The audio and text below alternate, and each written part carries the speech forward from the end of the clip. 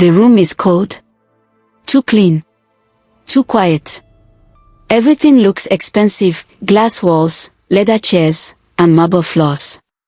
A big painting of Lady Justice hangs behind the lawyer's desk. But there is no justice here. Only tension. Mr. Adeyemi, the family lawyer, sits behind the desk. Calm. Dressed in a grey suit. His glasses rest low on his nose. In front of him are 5 people. The air is thick. Kofi. He sits upright, wearing simple native wear. Dark green. No jewelry. His hands are joined tightly. His face is calm, but his eyes are nervous. He is the quiet one. The good son. The one who stayed behind when others left. Akin. Next to him, Akin leans back in his chair. He wears a dark blue suit. Sleek. Sharp. His wristwatch shines. His lips are tight. He doesn't like being here. He doesn't like being second to anyone. He stares at Mr. Adeyemi like the man owes him money. Next to Kofi sits Mama Ngozi, the widow. She wears black lace and a white scarf. Her face is unreadable. But her eyes are strong. She watches Akin closely. Beside her is Auntie Bola, middle-aged, plump, and restless. She shifts in her seat like the chair is too hard. And finally, Uncle Choku, older, quiet, holding a wooden walking stick. The stick was Chief Adebayo's. Now it is his. Silence. Everyone waits. Mr. Adeyemi opens a large brown file. The sound echoes. Mr. Adeyemi. Reading slowly. This is the last will and testament of Chief James Adebayo. May his soul rest in peace. Nobody says amen. If you are reading this, then I am gone. But my words remain. My house stands only if my sons stand together. Akin rolls his eyes. Kofi lowers his head. Mr. Adeyemi clears his throat and continues. To my first son, Kofi Adebayo, I leave the ancestral compound in Abeokuta. I also leave him full control of my textile company, the same one my father left me. The same one that built our name. Kofi blinks. His mouth opens a little, then closes. He was not expecting this. To my second son, Akin Adebayo, I leave my modern investments, all properties in Lekki, my shares in MTI Holdings, and the sum of 100 million naira. Akin smacks. But it fades quickly when Mr. Adeyemi keeps reading. However, everyone looks up.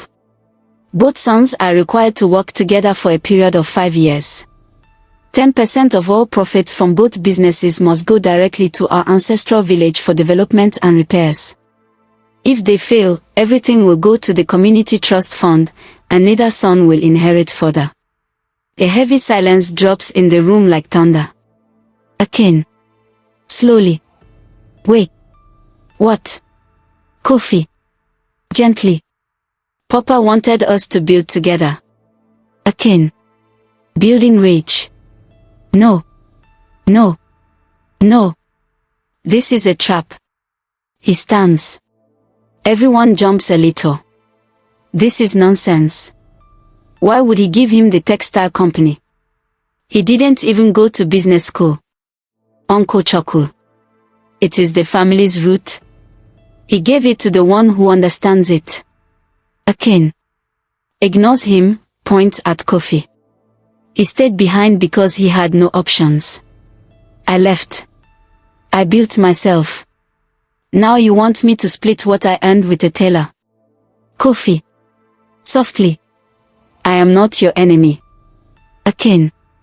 You are in my way. Mama Ngozi. Stern, finally speaks. Enough, Akin. Akin stops, but his jaw clenches. Mr. Adeyemi. Smoothly. Gentlemen. Please. These were your father's instructions. Auntie Bola. Let's not fight. This is not what Chief would have wanted. Akin. Don't tell me what he wanted. He didn't even call me before he died. Uncle Choku. He did. You didn't pick. Everyone goes quiet again. Mama Ngozi.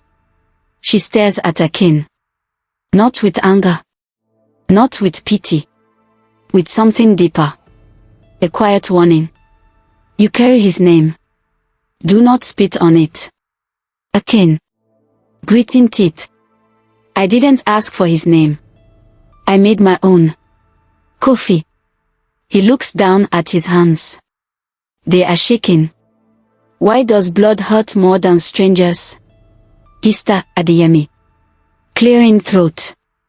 If there are no further questions, the documents are ready for signing.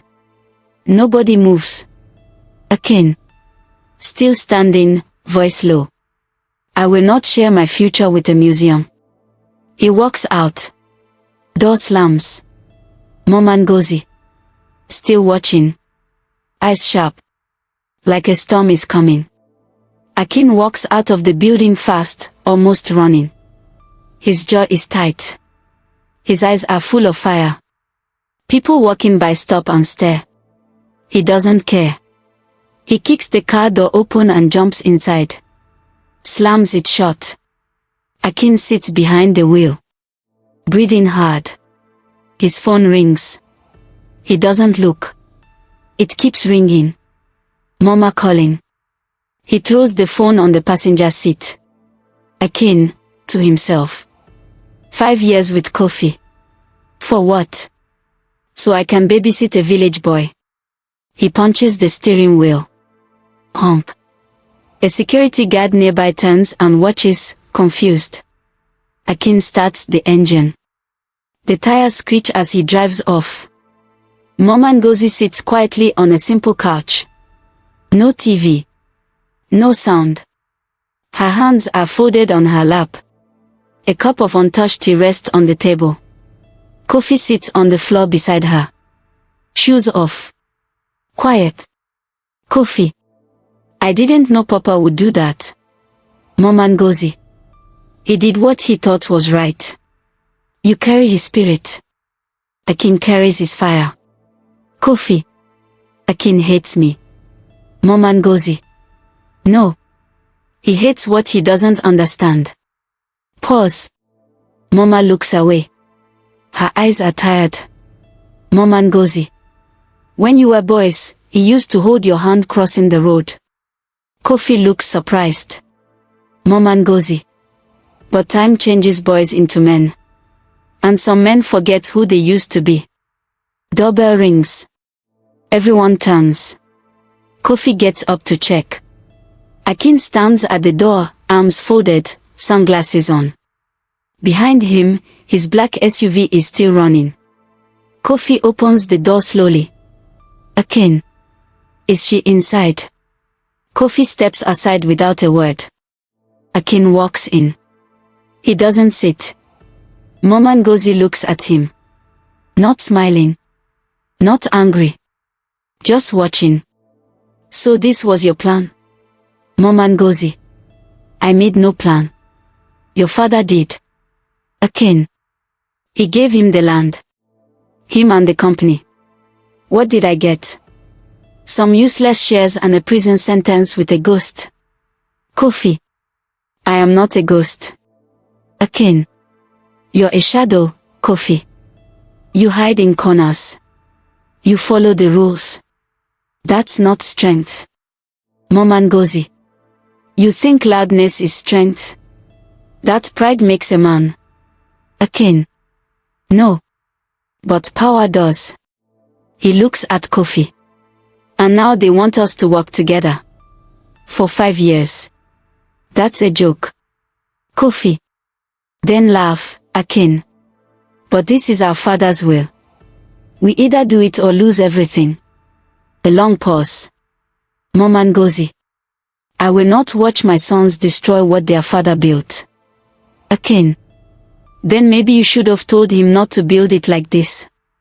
He turns to leave. Mama Ngozi. Akin. He stops.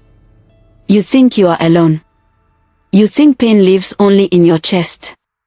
Your father is gone.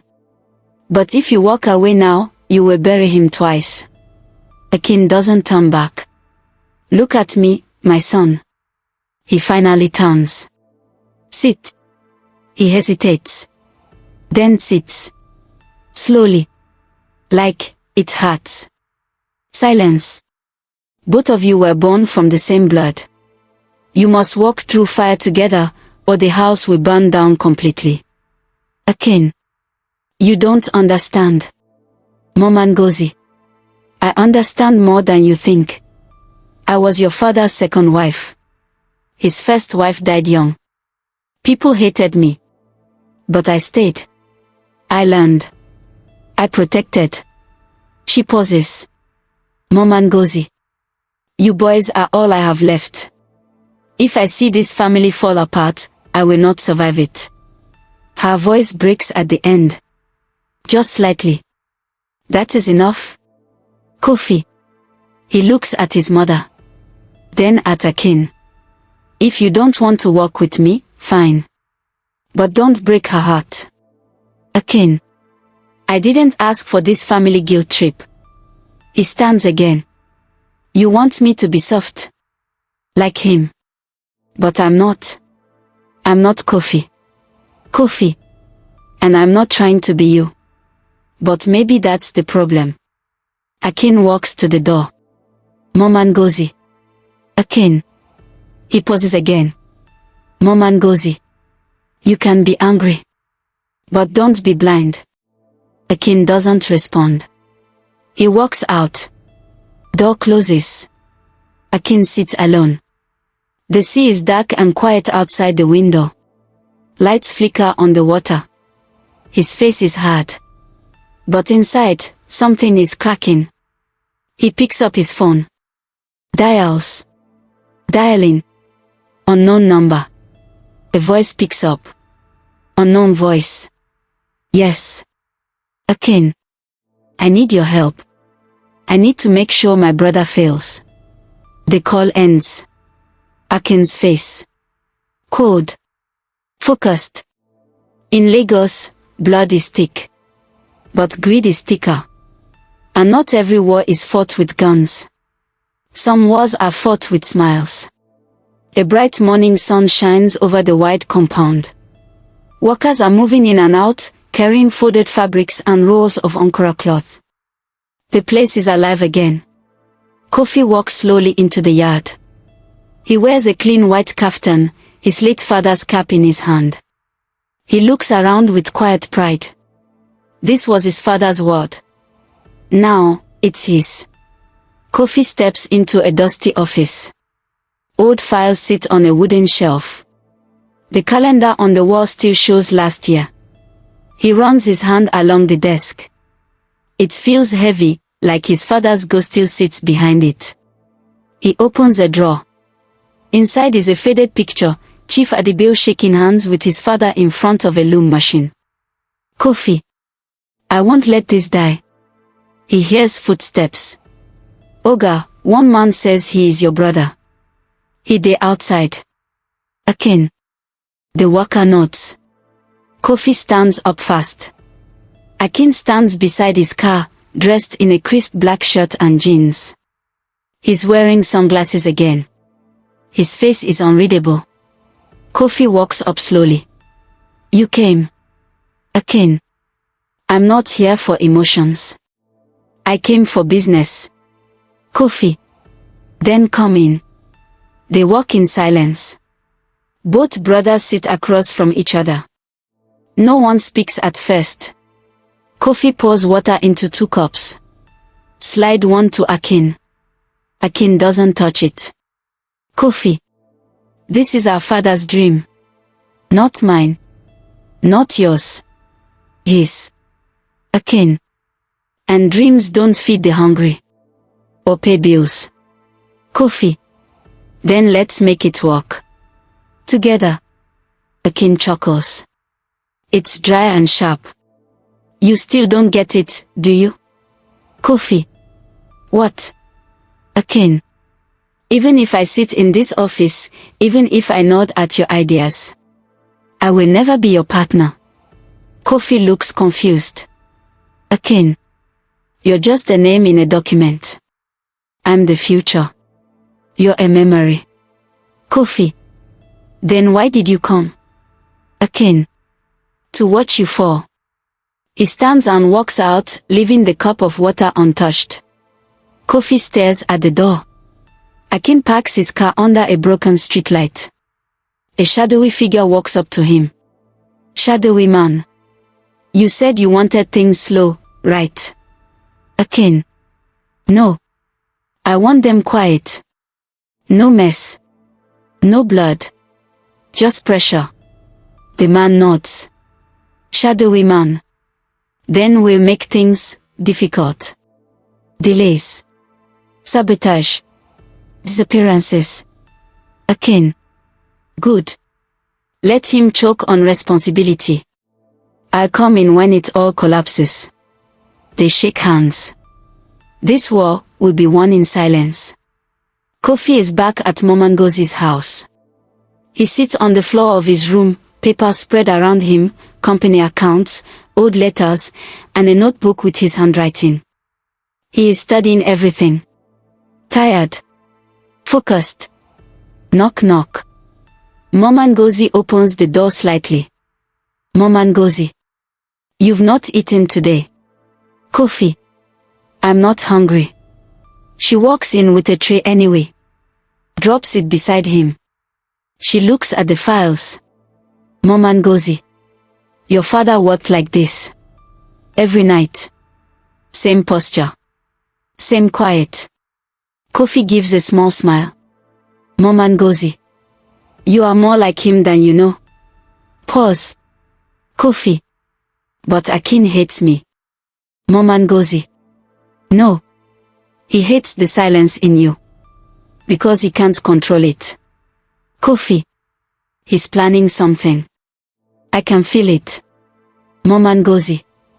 Then watch him closely. But don't let his fire burn your peace. She touches his shoulder and leaves. The next day, chaos begins. A shipment is missing. One of the trusted workers has quit. A key machine stops working without warning. Small problems. But they feel like thorns. Kofi walks through the warehouse with worry. Kofi. Where is Musa? He didn't come today. Foreman. Sir, he says, his daughter is sick. But he never missed work before. Another worker rushes over. Worker. Oga. The thread supplier said they haven't been paid in 2 months. But I gave them the check. Kofi's face darkens. He looks around.